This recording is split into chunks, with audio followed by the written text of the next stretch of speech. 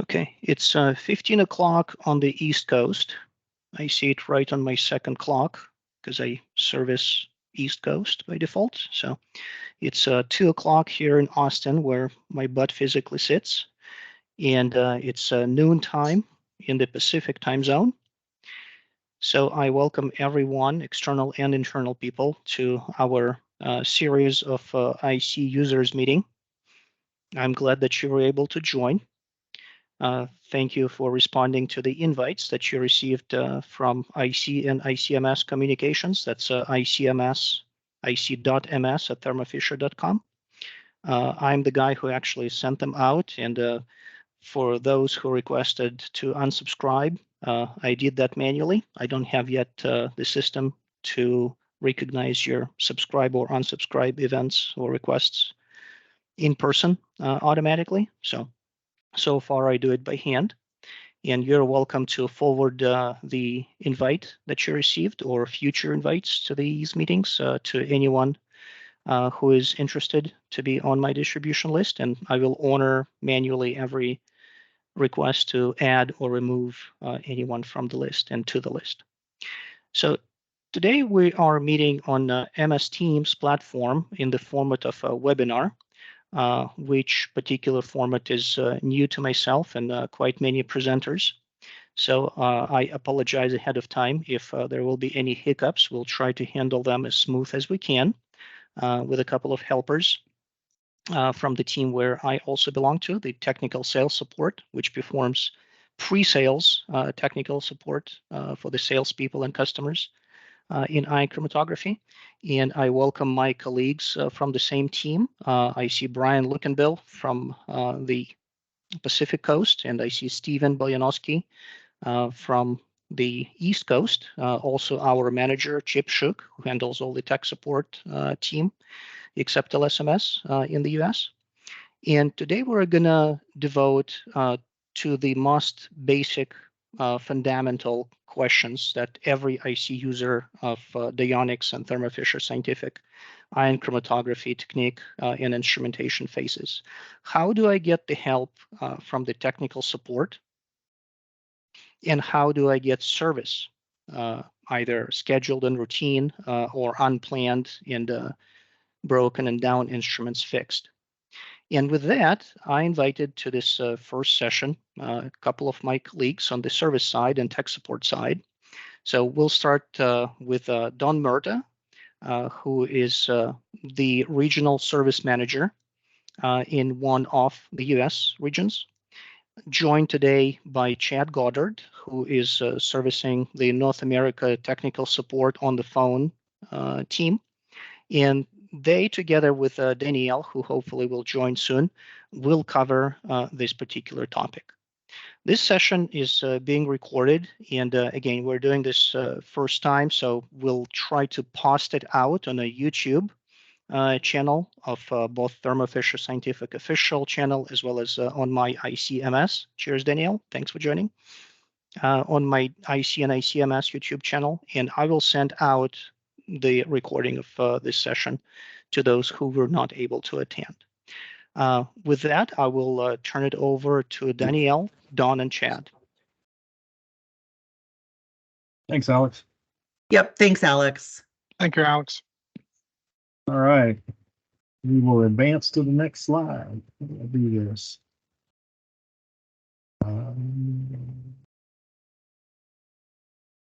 So my name is Danielle Schultz, and I am the support plan sales manager for the CMD support plan sales team. On the screen, you'll basically see all of the members of my team. We have individual reps that cover specific sales territories within the US and Canada. So any of these individuals can assist. If you want to go to the next slide, Don, it'll kind of break it down a little bit further. So here you can see the breakdown of who manages in the US. Joey Lafrady in the upper left-hand corner manages all of Canada. And then we do have individuals that are assigned to different regions by state around the country. So definitely, if anybody has any questions regarding specific support plans and coverage availability, or just general questions related to, what can our team provide for you, these would be your contact individuals. Both of their emails and their phone numbers are listed. So once we kind of run through our entire presentation, if there's further questions, these individuals can assist regarding support plans. Don, if you want to go to the next slide, then you can kind of talk about the field service team. I sure will. Thank you, Danielle. So yeah, the United States is divided into 5 different regions that support what we call CMD, or Chromatography and Mass Spectrometry Division. Within this CMD, we also support trace elemental analysis, discrete analyzers, and all regions, including Canada, roll up under the direction of Jennifer Stoddart, who is our North American Service Director. So each of the regions has a dedicated team in what I would call higher density areas, right? Cities that have numbers of instrumentation. And basically what we've done is we've put together what we call a PIC team, or a PM installation and qualification team, and they specifically target certain product lines, including ion chromatography, which we're here to talk about today. So each region is additionally supported by a concierge team member. That team member manages the pre-installation and scheduling activities for the PIC team and the corrective team members who are also installing instrumentation that aren't part of what we call our PIC areas.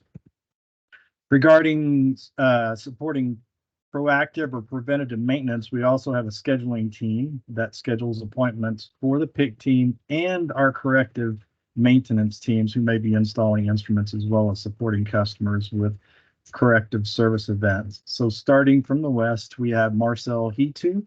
Marcel leads a team of 5 supervisors and managers. I have the central area, 16 states, and oversee 3 service managers within that region. Donnie Newton oversees 5 managers and supervisors in the area. Brian Kohinke has 5, and then Becky Clark has 7 supervisors and managers. And I don't want to leave out our partners to the north. We have Gary Veach and Britton Corcoran. They are divided up by product lines, and so Britton handles the ion chromatography portion. But although if Britton's out and vice versa, one or the other can back each other up. So with that, we will step into tech support and hand this off to Chad. Thanks, Don.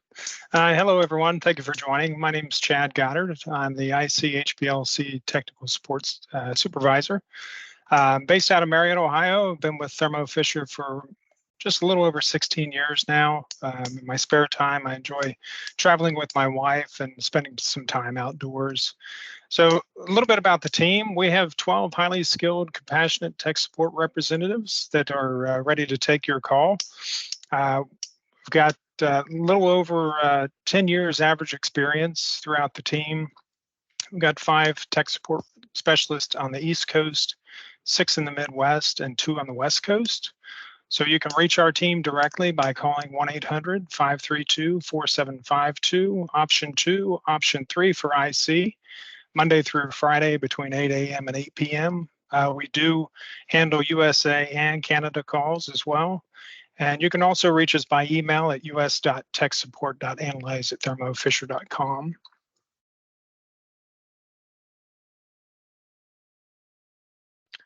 So when choosing the correct option, you're routed to a live tech support specialist. So what happens is they'll request the serial number of your instrument along with your name and a brief description and nature of the call.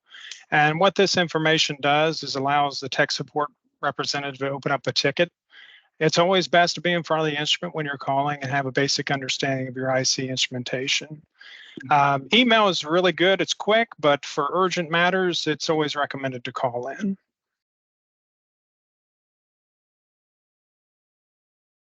Go to the next slide there, Don. Okay, so I'll take this one. From day one, we are your trusted partners.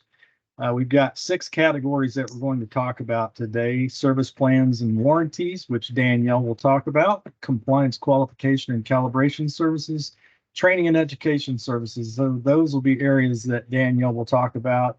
Chad and I will kind of split service and instrument management, remote monitoring, diagnostics, and resolution. And then I'll tie it off with OEM parts for preventative and corrective maintenance. So with that, we're going to transition to Danielle. Oh, yep. So here we go. Service plans and warranty enhancements. Perfect.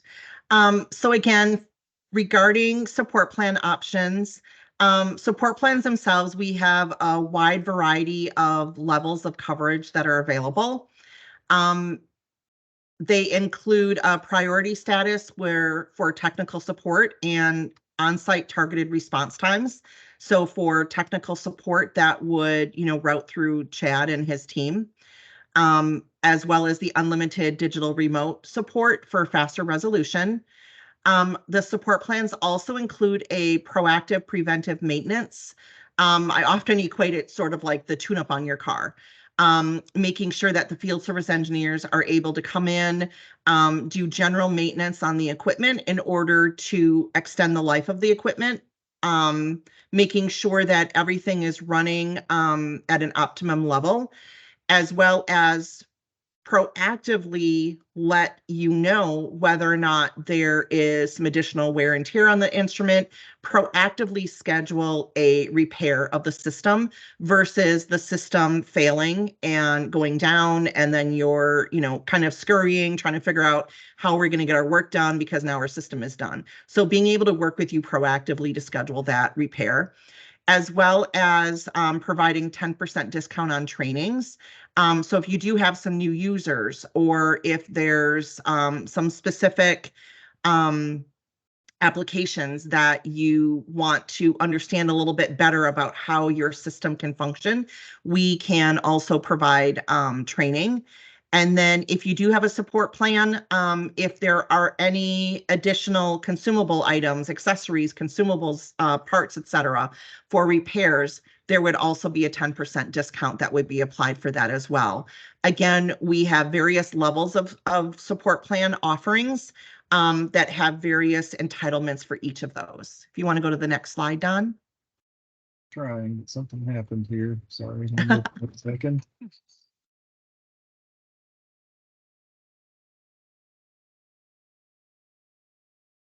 There we go. So when you purchase a instrument from Thermo, once that install is completed, then there is a 1-year factory warranty for the instrumentation. There are options in order to increase your factory warranty. So the standard factory warranty is going to include unlimited repair visits during that 1-year period. And then that would be a estimated 3-day targeted on-site response. If there are customers that require a higher level of response times, as well as, a dedicated field service engineer, et cetera, there are Perform warranties, Premier Plus and Premier Warranty, which would elevate the standard warranty and provide, again, that faster on-site response time, as well as some additional entitlements. If any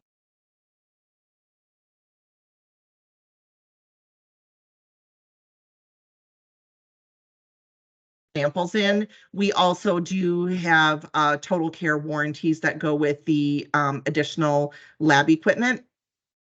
Once the factory warranty expires, then that's when my team comes into play.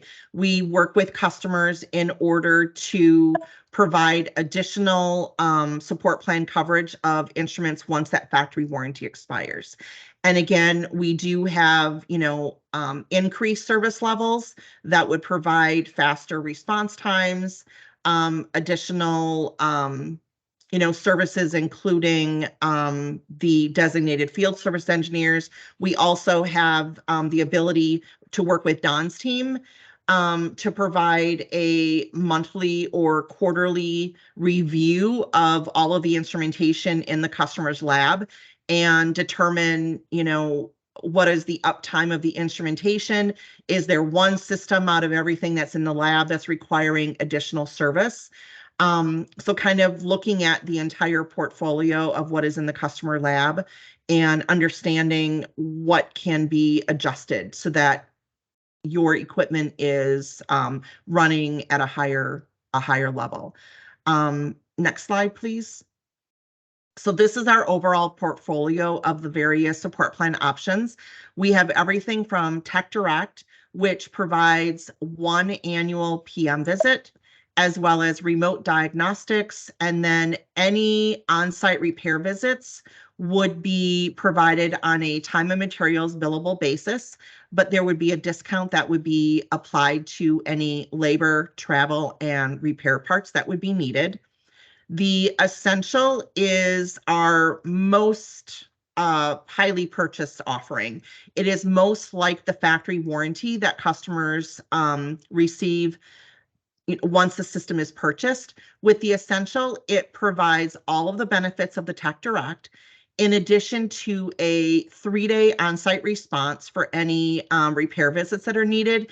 It also includes all labor, parts, and travel for an unlimited number of repairs during the quoted coverage period, as well as the discount on spare parts, consumables, accessories. The Premier is most like the Essential, with the addition of a 2-day on-site response versus the 3-day. And then again, that's when we get into service history tracking, reviews of the service that's being performed in order to optimize the lab. And then our next step is Premier Plus. The difference between the Premier and the Premier Plus is that you now have the dedicated or designated field service engineer. We also provide onboarding for training for any new employees. And instead of the semi-annual review, it would then be quarterly. And then our Perform is more related to our clinical customers. That would provide basically the entitlements of all of the other support plan options, as well as a certified pharma or regulated field service team. They also perform set training and OQ, RQs related to the instrumentation. So again, that is more related to our clinical customers. So again, as you can see, we have a wide array of support plan options that are available to meet all of our customers' needs based upon not only service requirements, but as well as budgetary requirements for customers. Next slide, Don. If you do have any centrifuges, refrigerators, freezers, et cetera, that you're using in your labs in addition to your ICs, we also do have support plan options for those. The Tech Direct, which is, again, going to provide you the annual PM visit, as well as a discount on any billable on-site service needs. And then we have the Total Care, which is basically similar to the Essential, that would then provide you the on-site service, including labor, travel, and parts, with the 2-day on-site response. So those are the two options for any of your additional laboratory equipment. We also have compliance and qualification calibration services. This is directly linked to customers that may be an ISO lab where you need the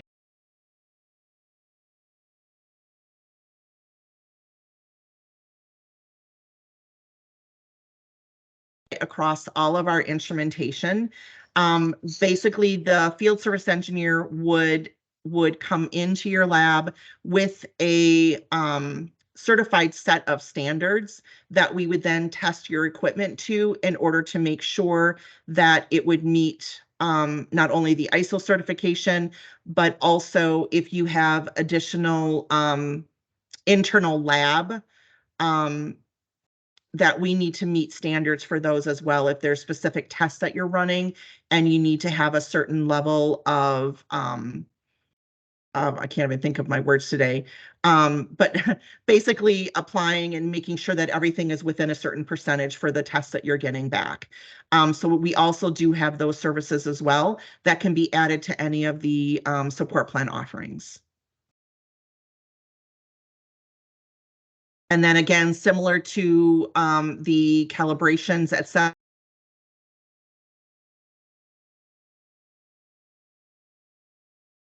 Instrumentation. And then we have the operation qualification, which is what we would be adding to the support plan coverage in order to verify that your instruments are running within that industry standard.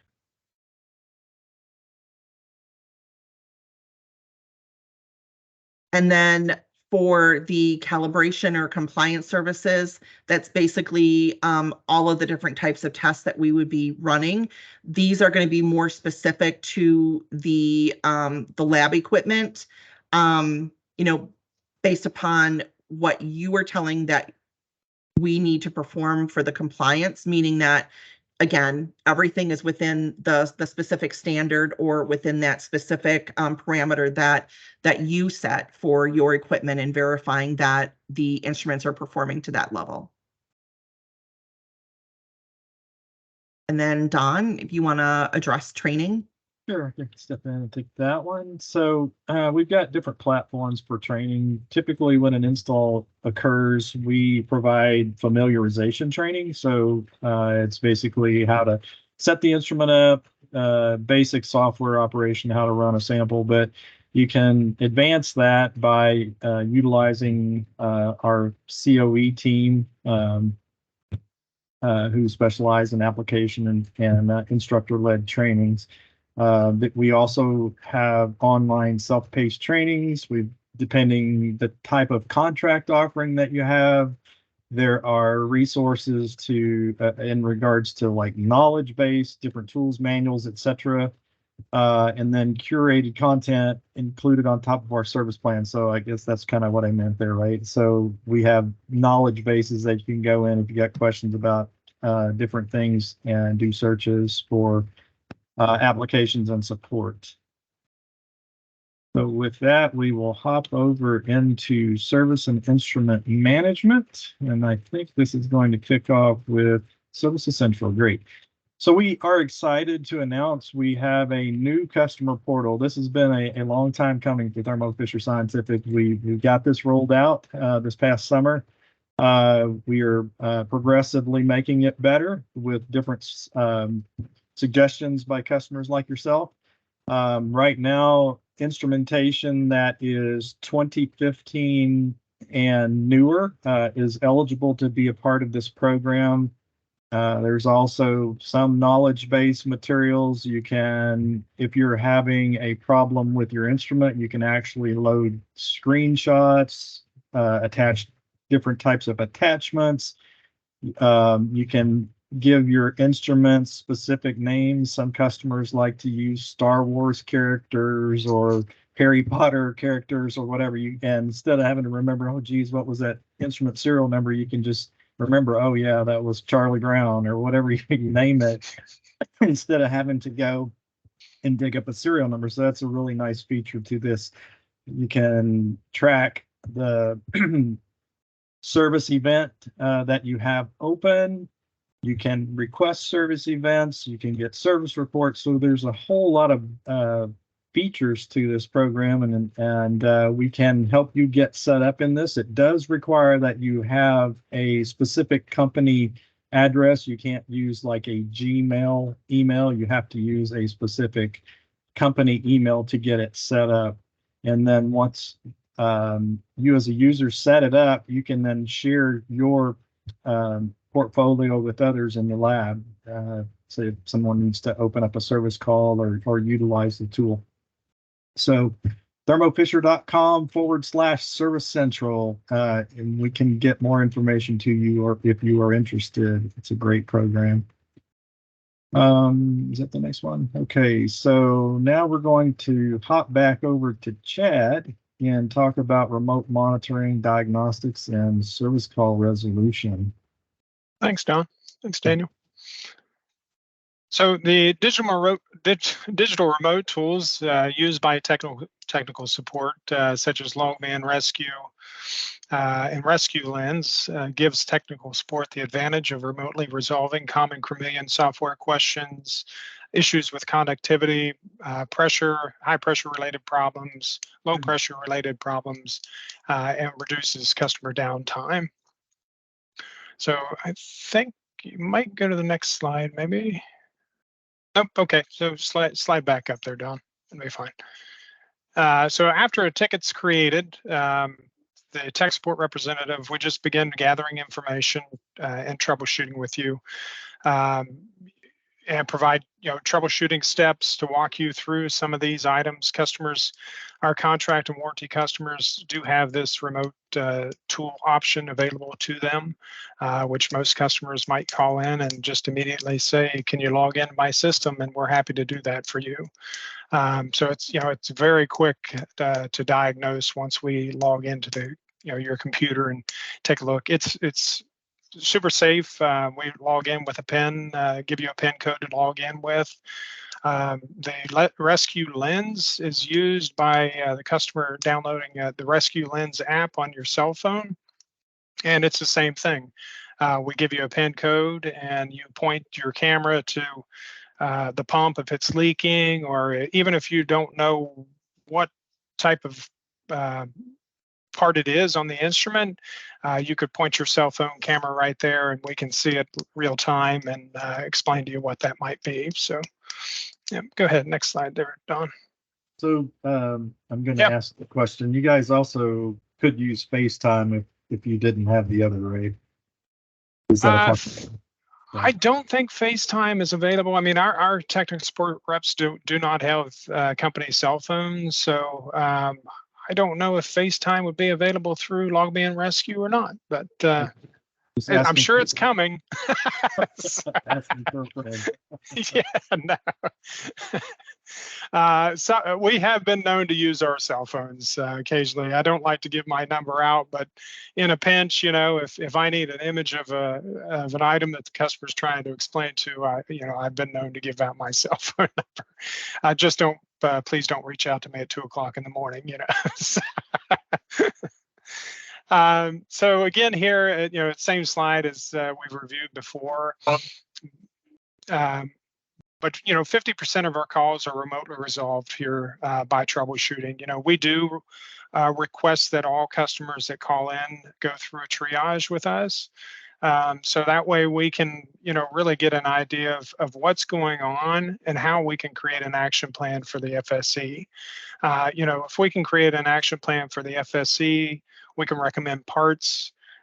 This allows or prepares the FSC actually to come out on site and resolve the fix the first time if needed. The other thing is that for contract and warranty customers, we have the ability to send parts out under the contract or under the warranty, so we can send these out overnight.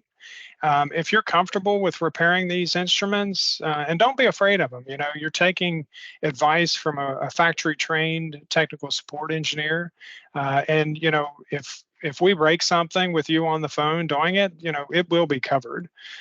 So no worries there. I know some customers are a little shy about touching the instruments, but they're very robust and you're not going to hurt them. But we can send out parts, over the phone to you. So, yeah. Well, I'll take this over then. So OEM parts for preventative and corrective maintenance. So we deal with over 380 different suppliers, and Thermo Fisher Scientific utilizes our spend, or we leverage it in order to mitigate global shortages. We purchase in advance to make sure that we've got stock on hand, same day emergency factory support. So we were able to interact with our different factories to get customer support or support our engineers to support our customers, and have a long-term strategic supply of partnerships. We work with 5 different distribution centers that support 4 continents across 30 different countries. And so we have global shipment capability from all these different distribution centers, same day shipment capability, with late evening cutoff times to enable same day shipping. So our engineers can order parts late into the day, even past 5 o'clock on a standard work day, to get parts necessary for a next day service call. Inventory plan, we have over 36,000 SKUs of service parts in our warehouse. So we have a full supply for a instrument within its life cycle. Greater than 95% parts are within our stocking plan. And we have inventory strategically placed in different areas across the country and a global central planning system. So I think this is going to get to the end of the presentation. So this is the last slide, I believe. Yep. So trust our OEM experience and expertise. Again, we have a great tech support staff, the Ion Chromatography teams led by Chad. You've heard him personally. I know we've got a great team. Some of the engineers on his team came from the central team and other teams across the U.S. And those are engineers that have had many years of experience out with hands-on on instruments working with ICs. And we know that those instruments are very chemistry dependent. So they really know what they're doing. So field service globally, we have more than 2,000 highly experienced factory certified engineers with an average of 18 years experience across that team.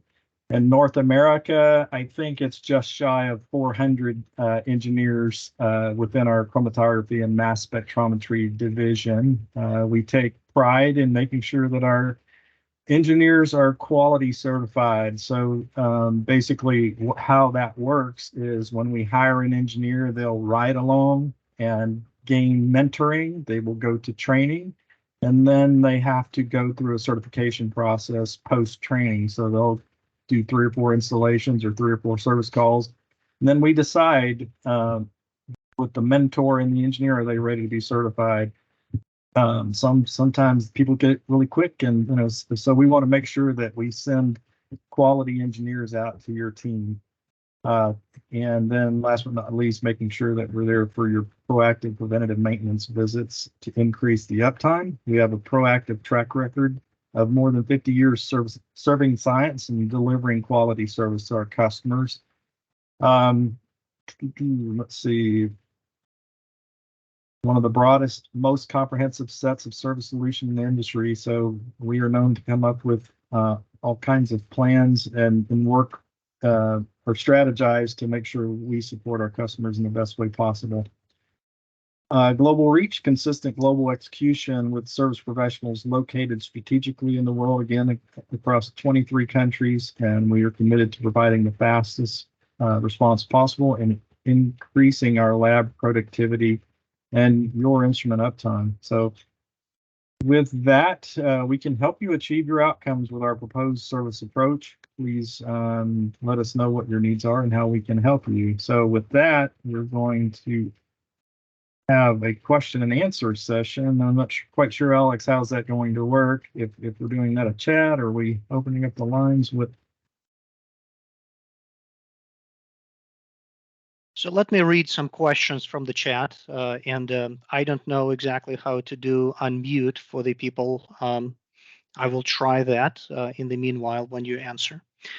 So if the IT local to the customer site that you're supporting remotely does not allow the remote control, for example, because there is a firewall setting, is it still possible to figure out how to help customer with remote control by alleviating the firewall or sending the link which will resolve that, or maybe work with IT? So what are the options for the people who are limited by their local IT people as far as remote control of the instrument troubleshooting? So I can take that, Alex. If the customer's computer is locked by IT or blocked with a firewall, there is no alternative through Logband Rescue for us to remote in. We can use Teams. We have been known to use Teams, although it's recommended to use Logband Rescue, but we have done Teams before. The Rescue Lens is a good alternative as well. If a customer doesn't have internet access but does have internet on their cell phone, they can use the Rescue Lens app. We could log in via that way, and they could use their camera to kind of point to Chromeleon. And it's a good tool, but we wouldn't be able to make any changes. We would just have to walk the customer through on some items to think about changing. To add on, Chad, we have had a couple customers recently that we've actually worked with their IT department, and so basically it requires an agreement between the two teams, and we have been able to get access granted to us. Basically, if we're using a virtual private network or a VPN that's issued by the customer and allowed to remote in that regard. So that might be another option for customers that are struggling with their IT locking down their computers. Okay, got it. So I think I figured out to unmute everyone as far as all attendees. So I will do that after a few more questions in the chat. So next question is, what if I do not have any service plan and ran out of the factory warranty? Do I still have options to contact the tech support and or get the service engineer on site for repairs? And how does it work then if I don't have service plan? I can take that. Oh, yeah. Go ahead, Don. I'll take part of it. You take part of it. Okay. So normally the digital remote services entitlement is for our contract customers. That's not to say that we're not going to support anyone that's on a time and material basis. But normally we do limit the amount of time that is spent on with time material customers. There will be some basic troubleshooting, but at a certain point in time, we will then turn that into a service ticket and pass it on to the field in order to provide a quote for on-site service. That's right. Yeah. We'll spend, if there is no contract, if expired contract, we will spend a limited amount of time with the customer in an attempt to try to resolve that issue. We're all engineers here on the phones. Our main goal is to fix it, but we are limited on time. So at that point, it will just go to the field for a quote. Okay, noted. So next question is, could you comment a bit on the split in the service organization between the planned versus unplanned services and how it reflects in the structure and how does it affect our actual IC customers?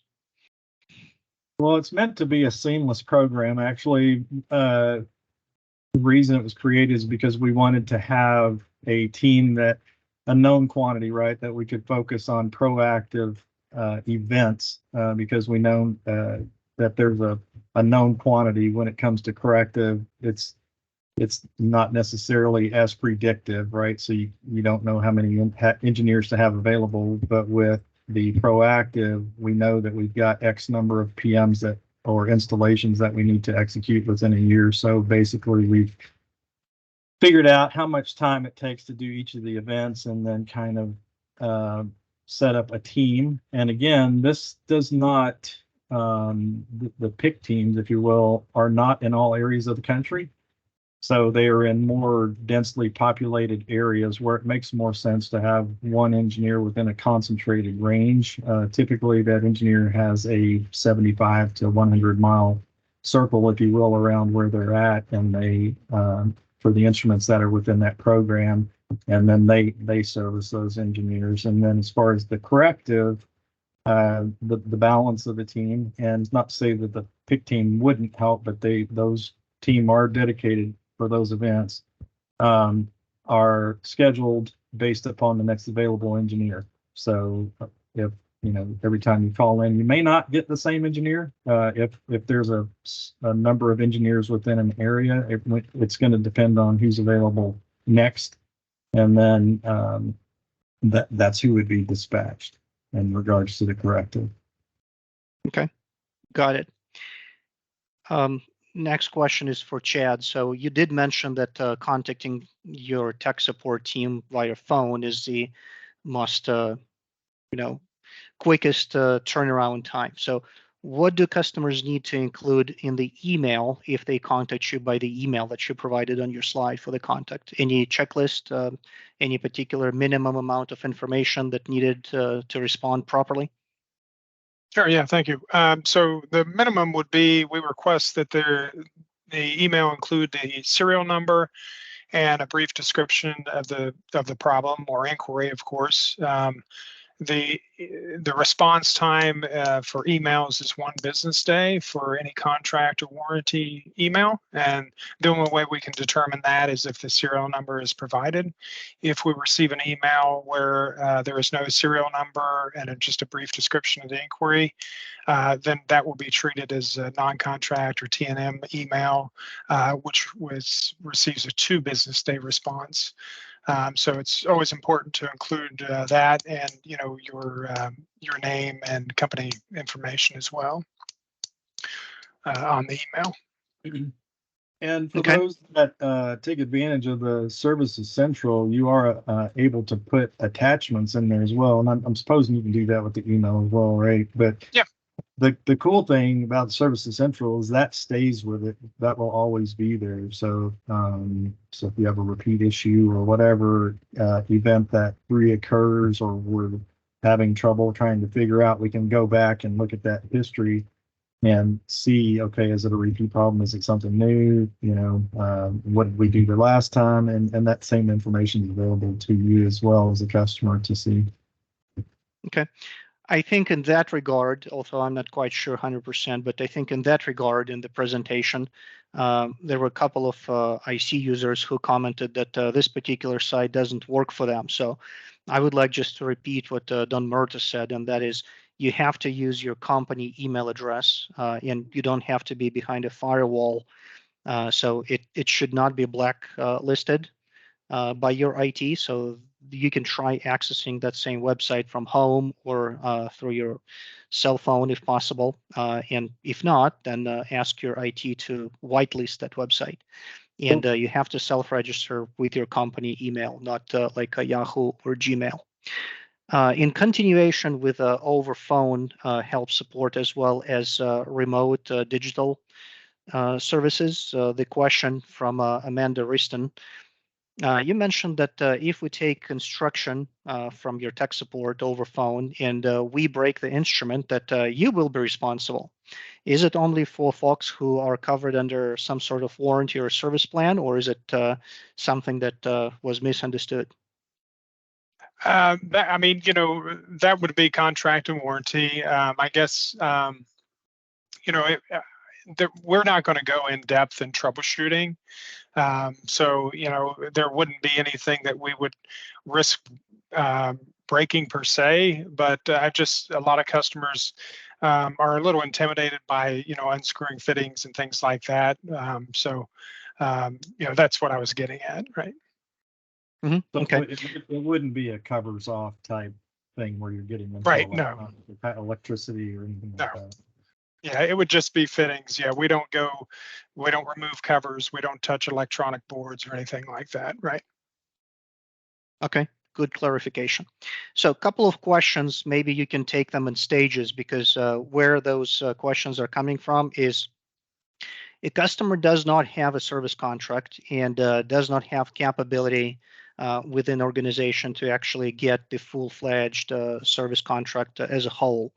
And the time comes when something is wrong, something is down, and they do not have a service plan. So what are the stages that you suggest them to go through? That is, they're interested, number one, how much is it going to be to get the service engineer on site? How much time it will take? And how do I get the quote, and what is the rate, let's say per hour or per travel, to get that instrument which is down to be serviced? So where do we start with answering that question for customers who do not have a service contract? Do they get a quote or do they call? So could you describe stage-wise, stepwise? So it will start with our tech support, right? A customer would call in, it will work with the tech support agent, and a allotted amount of time, I'll say that. If we're not able to fix it, or let's say we are able to diagnose what it is, then we can pass that on to the service engineer. Depending where you're located at is going to dictate on the zone pricing as far as travel and the amount of labor each. When it gets quoted, our quotes include travel and labor together. They're not broken out. So each one is inclusive, I think, of Yeah, so for the ICs, it would include travel and 4 hours of labor as the base price. And then any additional hours of labor above the 4 would be charged per hour.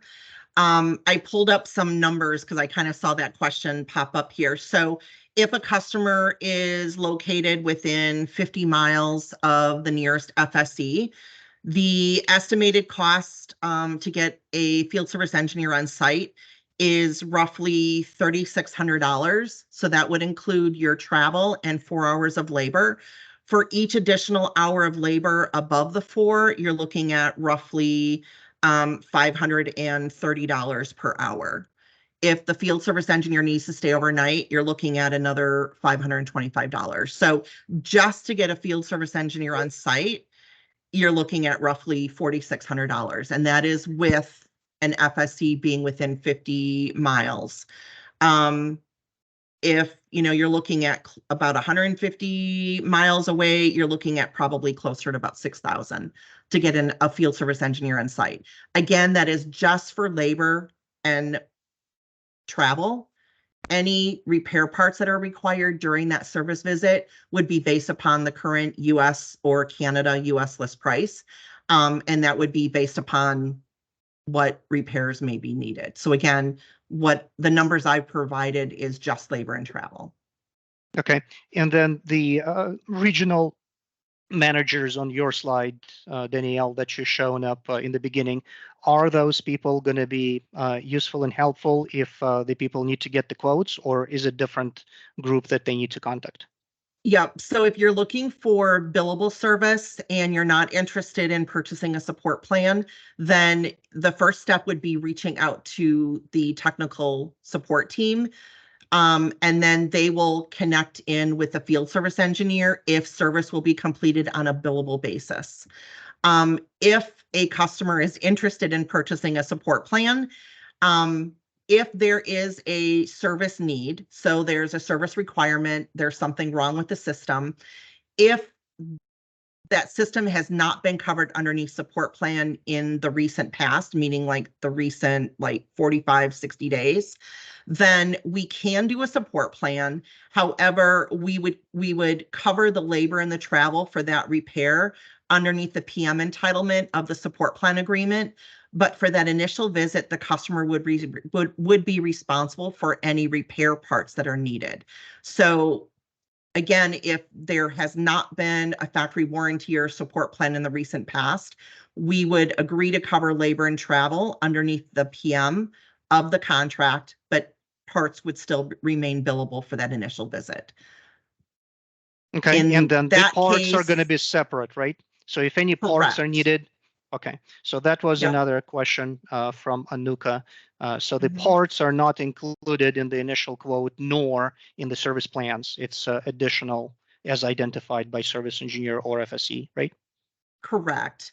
If, say, the factory warranty expired, say 30 to 60 days ago, if the customer is willing to backdate the coverage to when the prior agreement, factory warranty or support plan expired, and there's no lapse in coverage, then that repair would be covered in full. So it's the question of, was there coverage prior that maybe the support plan, maybe, the end user that my team had in our database, maybe they retired or they left. Or maybe, the customer decided, I'm not too sure about that support plan. But then all of a sudden something happens and now you're like, oh, can we buy that support plan? As long as we can backdate so that there's no lapse, we'll cover that repair. But if there's been no coverage of that system within the last 45 to 60 days, then that's where we would cover the labor and the travel, but parts would be billable. So if there's any of those scenarios where you're kind of questioning what the cost for the support plan would be versus what that billable repair would be, then definitely reach out to the member on my team regarding the support plan. We can then engage with the field service team in order to determine what would be the estimated billable cost versus what would be that support plan, and we can work together. If it's just a matter of we're going to do this on a billable basis, then that's where you would go through tech support. They would work with the field to get a quote for the billable repair, and then you would work through the field service team for that service. So okay, Dawn, could you pull out the slide of Danielle's team once again, so that it's relevant to this? Okay, so to answer the question in a summary, then to Anuka, so the service parts are included in the service plans, but they are not included in the billable quotes that you get, right? Is that correct summary? No, we would quote part if we know what it is, right? Yeah. We will quote parts, labor and travel. Consumables on contracts would be an exclusion, so that would be something that would be provided by the customer, and there would be a list of exclusions with the contract. Okay. Was this the slide you wanted? Yes. Another question in the chat was what part of technical support or what division is handling the Chromeleon questions and also IC application questions. For example, if I need to have an answer on matrix spike QC calculations using Chromeleon, then do I contact Chad's group or is it somebody different? Yeah, you would begin. Yeah. Go ahead. No, I was going to say you got it. Yeah, you would begin with our group, and then I do have a senior specialist that's very well versed in applications. If we can't answer that, then we can go to the COE and ask for applications assistance. Okay, very good. So for the customers who are asking about all kinds of service, this page, IES, stands for Instrument and Enterprise Services. Is that right? Yes, that is correct. Yeah. So this is the list of people by region where you go and contact them. Unless you want to also call 1-800 number, you will end up into the right hands as well with all kinds of questions about service plans. Now, if you do want to get a billable service, that is get the tech support of a phone as well as visit by service engineer and fix something on site without signing or paying for service contract, then you just call the 1-800 number that Chad was displaying, if you can display that slide. Yep, the previous one. Yeah, this one. So by dialing this 1-800 number, if you do not have a service contract or do not want to get one, this is where you start. And if the resolution can be done over phone, you're a happy one. If not, and a service engineer visit is needed, then this team will also be able to get you a quote with those approximate prices that Danielle quoted verbally, but in solid quote formal PDF sent out to you. And that will get a service engineer dispatched to you. But service plan customers do have priority in terms of response time versus billable service that you get this way. I will open, at least I will attempt to, the phone lines Yeah. for the attendees. Alex, I was going to say too, it looked like there was one question prior where somebody was asking about the life cycle status for the ICS 6000. Yes, please.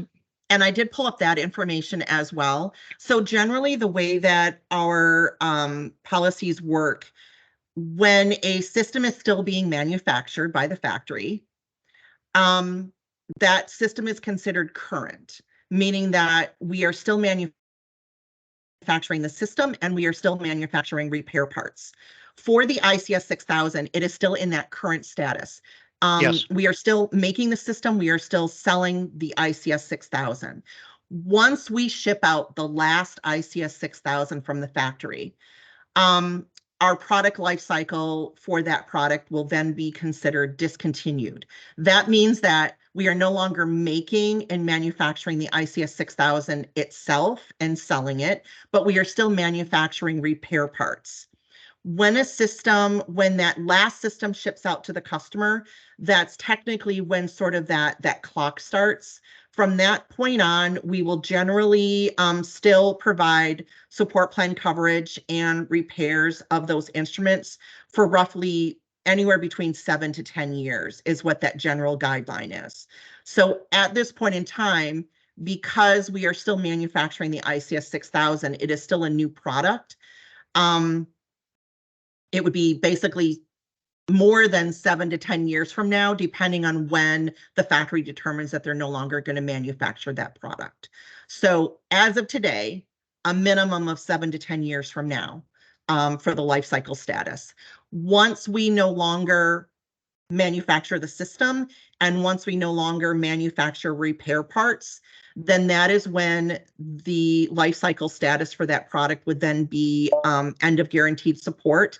That means that we can no longer provide support plan coverage for that product, but we can still provide billable repair services through Don's team.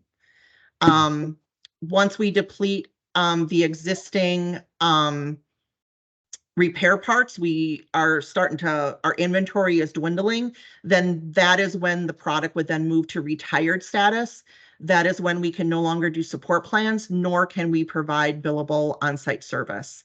So again, ICS 6000, new product, we still have roughly at minimum 7 to 10 years. The ICS 5000s, which I see in the chat here, the ICS 5000s without the plus, those are now retired. We can no longer do support plan contracts, and we can only provide repair status if we have a part available. So there's some questions regarding what we can do with the ICS 5000. It's going to be dependent on whether or not we have the part available. If we have the estimated part available, then Don's team can do a billable repair for that. If we do not have the part available, then we're going to be kind of at a standstill. The ICS 5000 pluses, if I look at here quickly, bear with me here. The plus model is estimated. We probably maybe got another 1 to 2 years for that plus. Don't quote me on that. I don't have a specific date listed.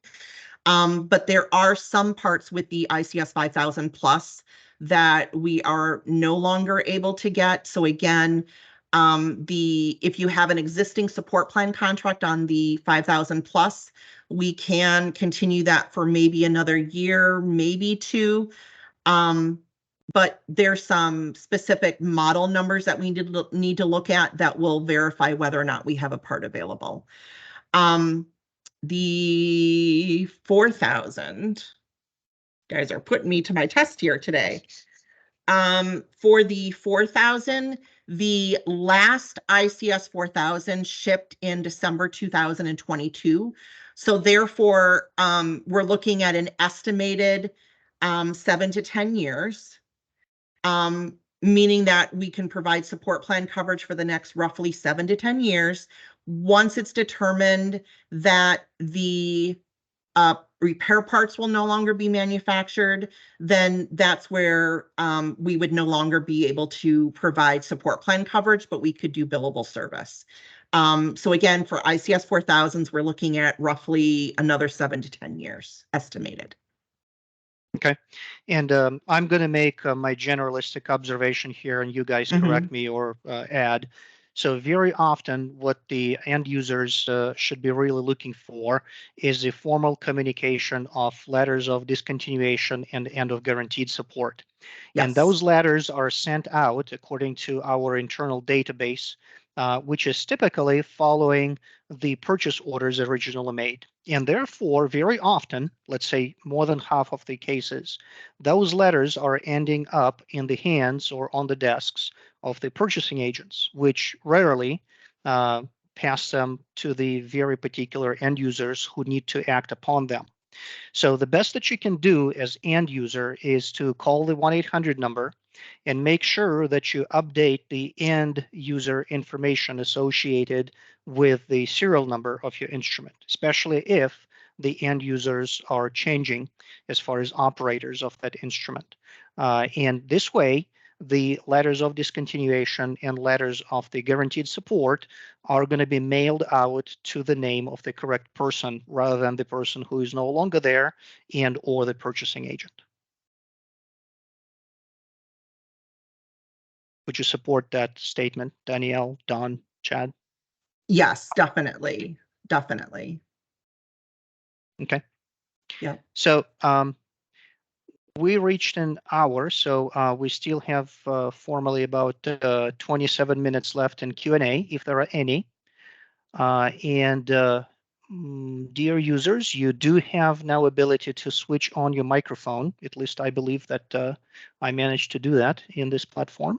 So go ahead and unmute yourself and ask your question, especially if I missed it somehow in the chat.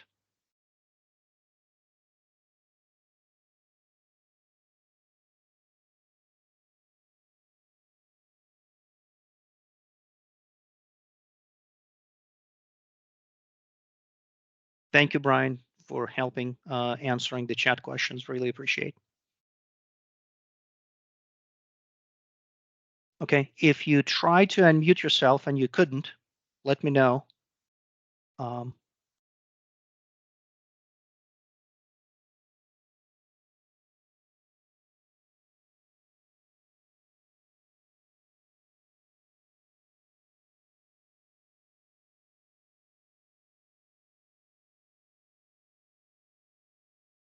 So I just want to throw out too, based upon the information that Brian posted there with the official retirement dates. Retirement means that in all likelihood, we no longer have the inventory of parts available to do billable service either. Generally speaking, the end of guaranteed support will be 1 year prior to the retirement date. And so if you currently have a support plan coverage of those instruments, we cannot do support plan coverage once something reaches end of guaranteed support, which is 1 year prior than the retire date. So again, from end of guaranteed support, we can only do on-site billable repairs, no support plan coverage. So just to clarify the difference between the end of guaranteed support and the retire date that Brian listed. Okay. I think it's a question for Chad, I guess. Is there a specific way to contact tech support or person therein if I am interested in application recommendations or new column instead of the old one, which is no longer available, IC column? So can your team provide application support and column recommendations? We can up to a point, but the Chromatium virtual simulator is a great tool to use. It's a good resource. If you have that option in your Chromatium, you can go to tools and then virtual column simulator. But yeah, you can certainly give us a call. We can try to help you, and if we're unable to, then we can get you directed to the COE as well. Okay. Yeah, to also add, the virtual column tool is a dedicated application to Ion Chromatography column simulator, which is actually based on several measurements taken by our application chemists. Some of them are here, like Yuki and Terry, also on this call. And by measuring the particular retention times of several key analytes at different conditions, including temperature and flow rates and so on, we are able to plot the parametric space with prediction capabilities. So we're not just predicting it by calculation, it's based on measurements. And you can plug in as many analytes as the application allows you, and then run the simulation as if you're running that mix of analytes on the actual column that you choose. That option is available on Apps Lab free of charge if you do it online in the web browser. Or you can also purchase this simulator as a license for your Chromeleon installation. Then you can run it right in your Chromeleon instance. So Chad's team, just like on the slide right now, is able to help you with tech support questions, not only on instrumentation, but to some extent with the choice of columns, as well as recommendations for your application, troubleshooting, optimization, and so on, to a certain extent, after which you will be passed on to COE, which is basically abbreviation for Center of Excellence, or another way to say our field application team.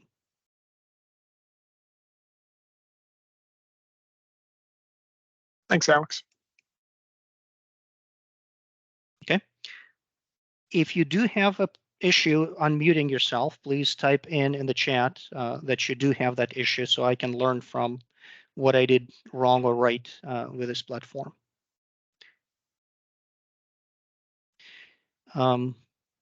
So it looks like there's a question regarding buyback or trade-in values. Or where was it here?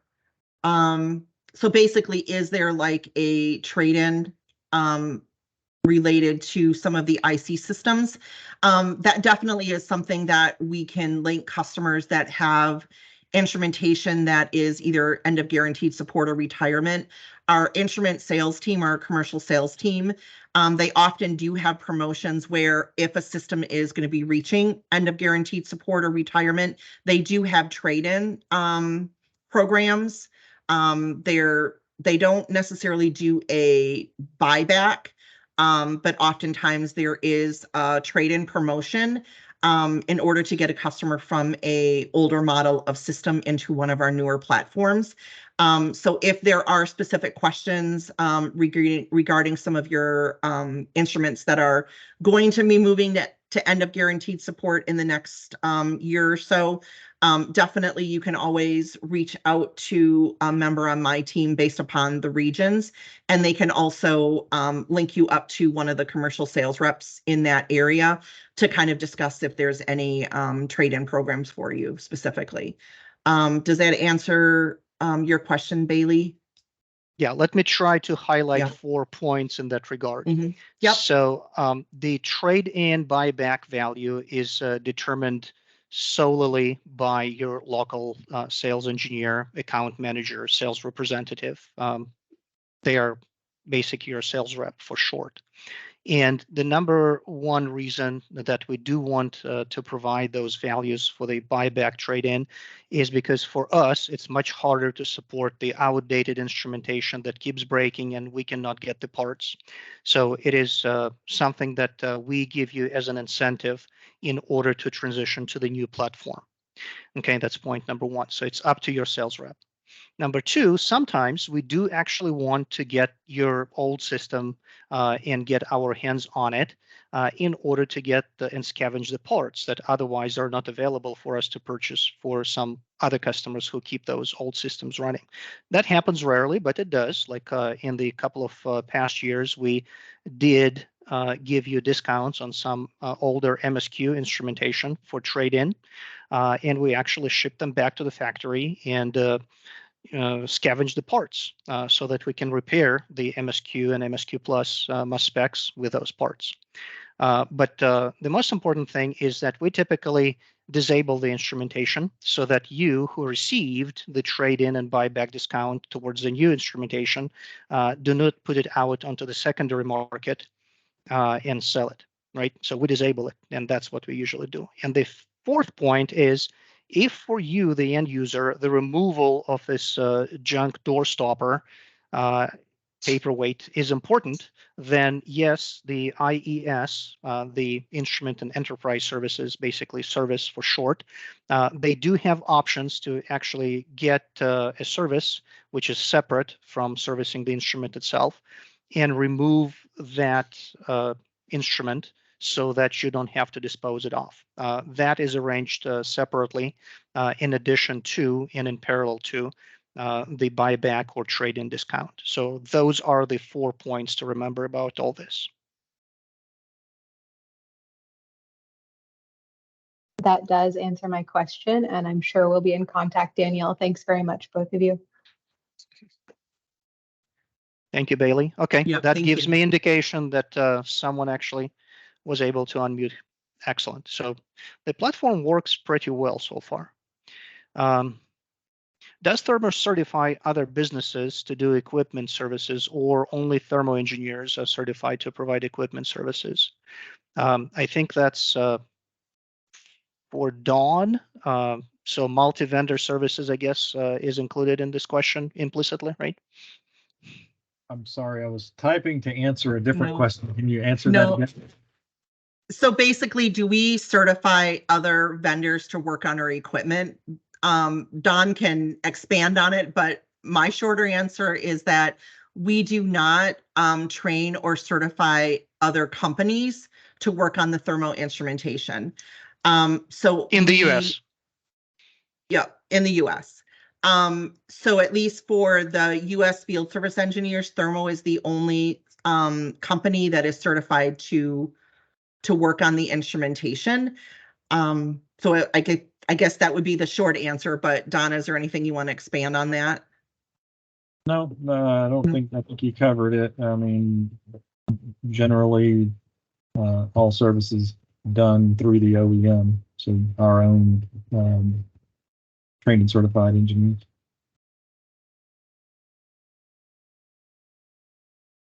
Okay. So Do you want to add about multi-vendor services available from Thermo for larger accounts?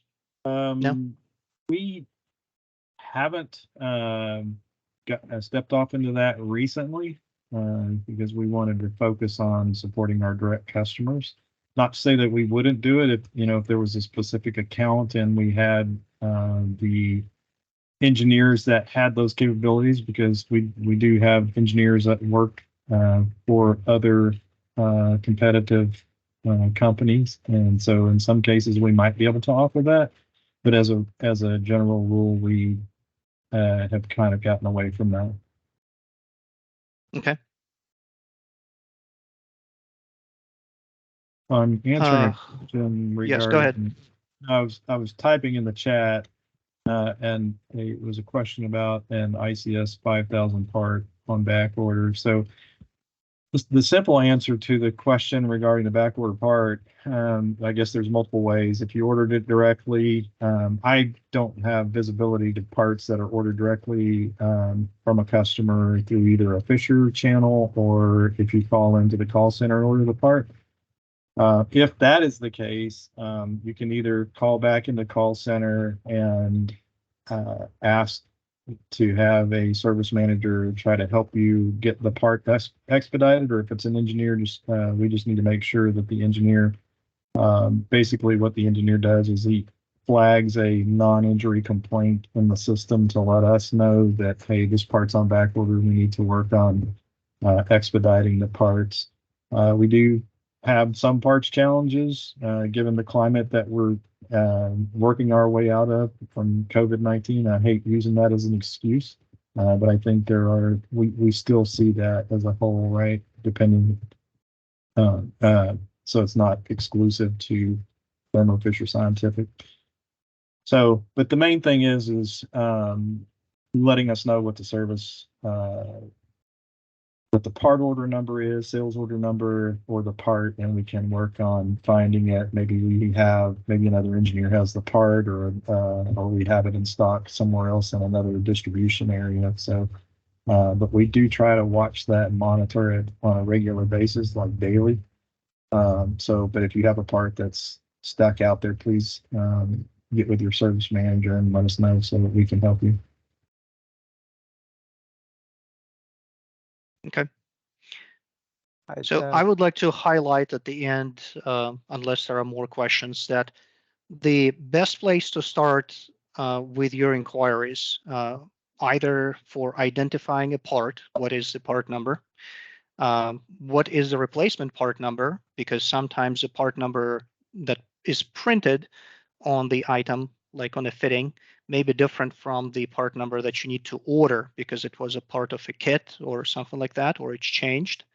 Finding if a part number is in stock, how much is the part number if you were to place the order, asking your application question, asking your troubleshooting questions, asking your software questions. So all that is 1-800-532-4752.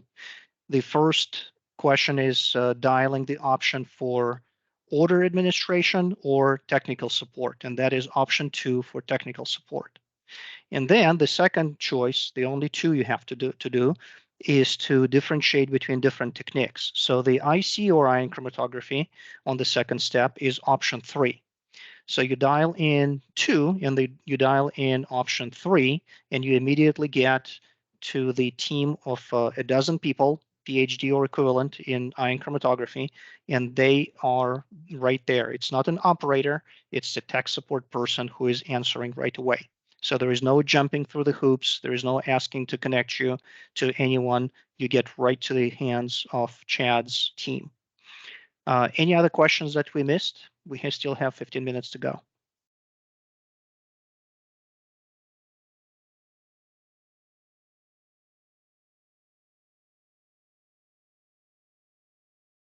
Are there any other in the chat?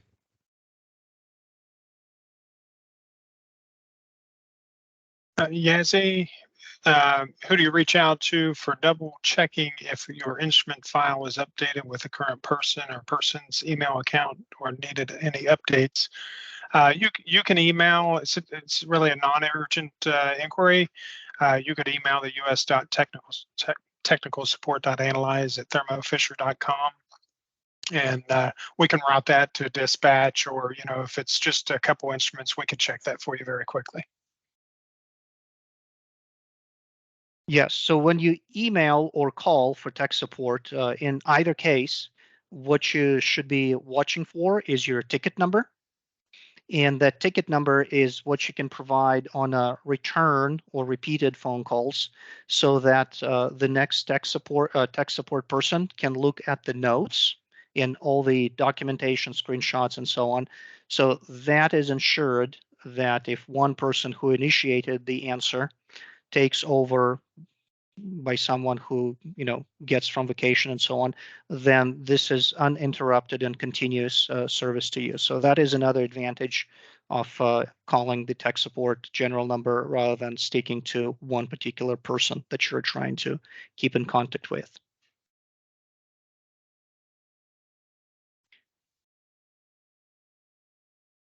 Okay, last chance for articulating your question by unmuting yourself.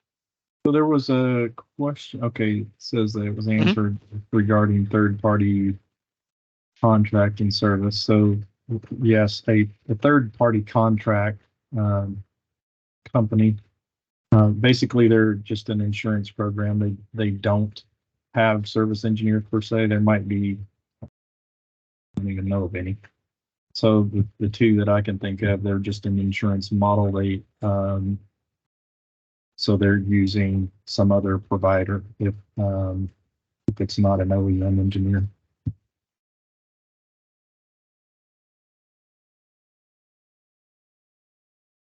Okay, very good.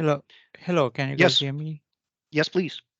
Okay, Don. Thank you for answering my question about the back-ordered part. I think field service engineer ordered this while he was trying to troubleshoot my instrument on site.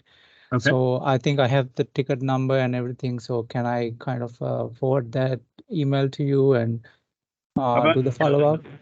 Can you tell me what the ticket number is? At the moment, I don't have it, but if I can get your email, I can send all the details to you maybe tomorrow. Yeah, sure. Mine's real easy. So it's don.merta@thermofisher.com. So all right. don.merta.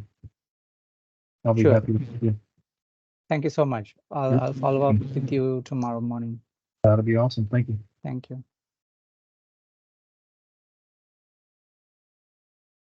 Okay, and for the attention of CC Petropolo, there is a message from another IC user, Miliana Hernandez, about answering a question that the provider that you're talking about, they indeed do not actually service the ion chromatography equipment. They only act as an intermediary.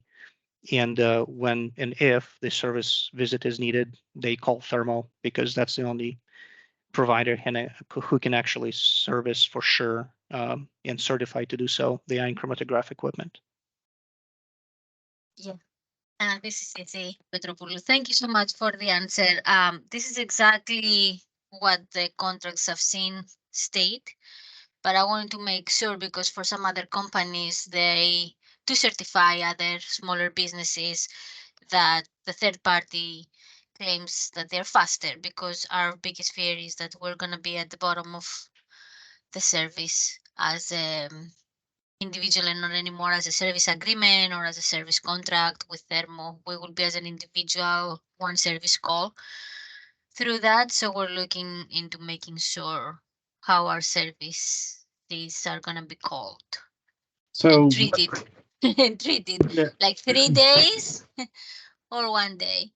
Well, they and I'm going to use this in a general term, right?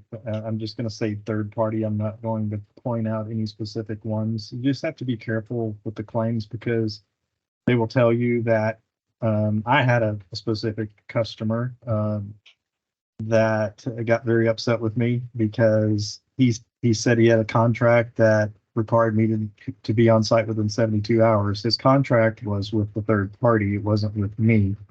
So basically what happens is the third parties, you call them, they then call me, I generate a quote, I send it to them. So it's a big loop, right? It's a big time waste, because we then have to generate a quote, we provide it to them. Typically they will provide a purchase order for a set amount of money. Sometimes it's not enough to initiate service. So we kind of have to go back and forth between them and us in order. So there's time, the clock is ticking right before. So then once they issue that, then it goes into our queue. And again, our contract customers are the ones that have priority service. This would be considered a time and material. So it's not going to have the priority that our own contract customers would have. So it can be a rough experience, and especially we've had in some cases where we'll get a price or a quote to them, and they don't necessarily agree with what we are telling them is required to fix the instrument, and so they challenge us.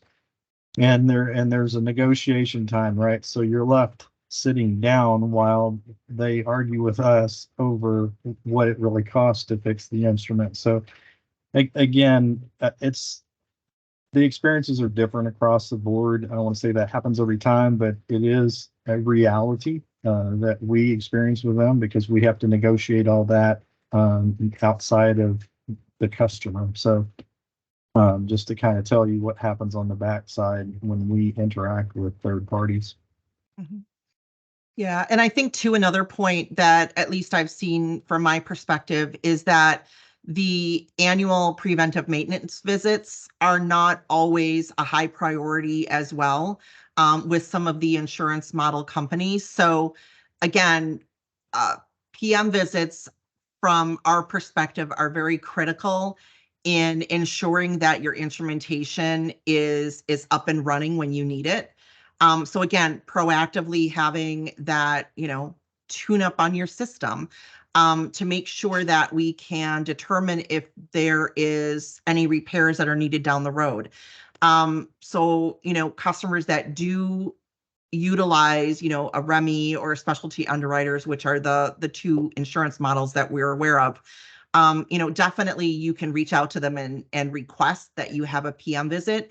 in order to ensure that this basic service has been completed on an annual basis. But they don't proactively contact Thermo to say, hey, you know, we want to have a PM visit scheduled. So that's definitely something that differentiates between having a support plan contract with Thermo. All of our service levels will include that PM visit. So definitely just some additional information as well.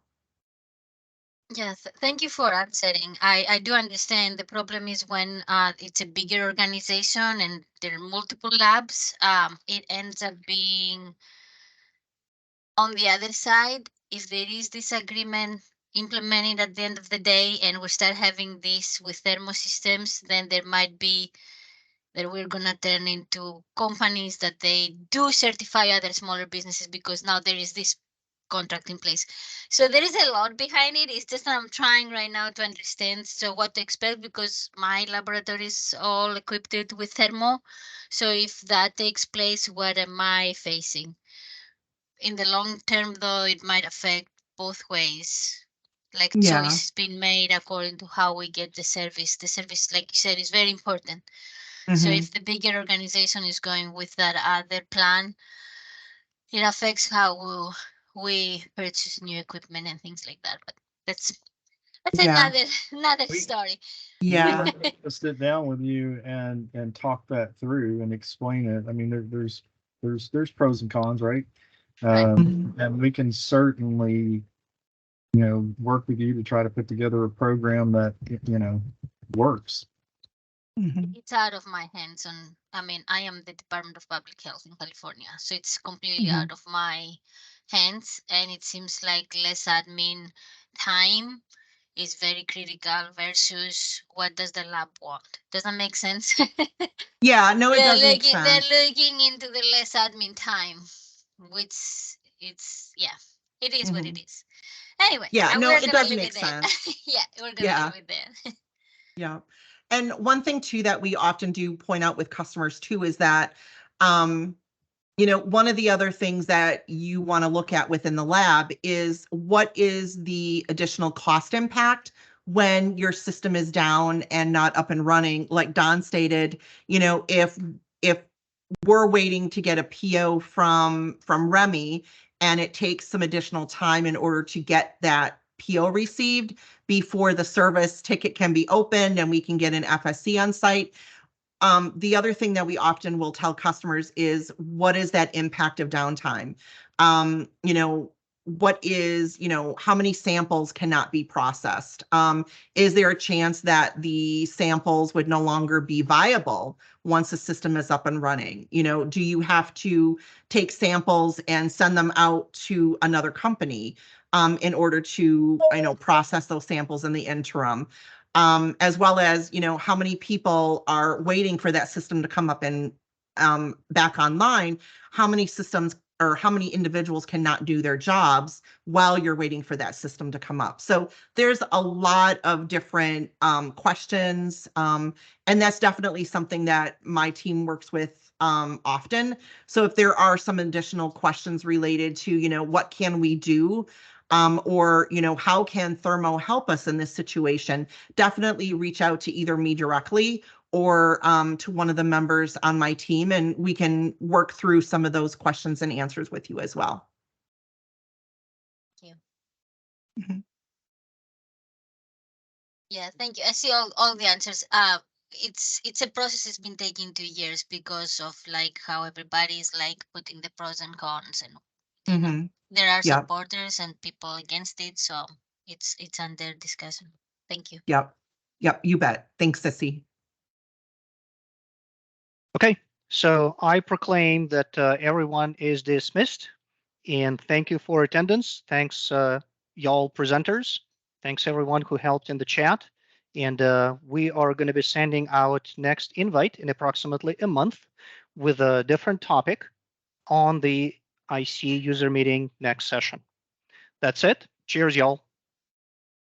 Thank you all. Thank you. Yep. Thanks, everybody.